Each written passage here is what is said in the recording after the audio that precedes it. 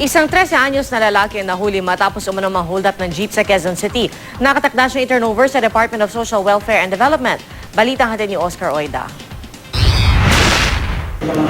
Kung hindi daw siya hold up, gulpi ang aabutin niya mula sa kanyang mga kasamahan. Yan ang idinahilan sa mga pulis ng 13 anyos ay itago na lamang natin sa pangalang Mulong kung bakit umano niya nagawang hold up ng isang pampasayrong jeep sa may Commonwealth Avenue kagabi. Kwento pa ni Mulong, di raw siya nag-iisa. May mga kasamahan pa nga raw siyang higit na mas bata pa sa kanya na pinipilit di umanong hold up. Naaresto si Mulong matapos agad na makahingina sa klolo sa mga nagpapatrolyang pulis ang umano'y mga biktima niya.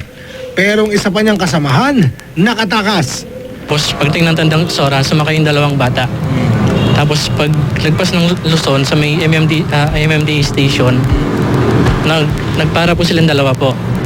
Tapos yun po, nagdeklara po sila ng hold up.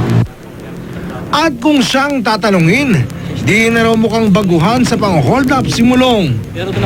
Yung una hindi ko po binibigay yung bago. Eh kaso, yan yung patalin po, tinututok nila sa akin. Tapos yung parang tipong sasaksak nila, nabigay ko na rin po.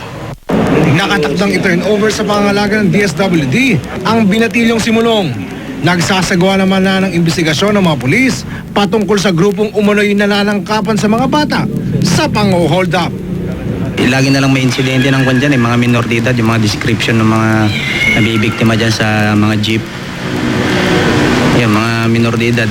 Oscar Oida, GMA News.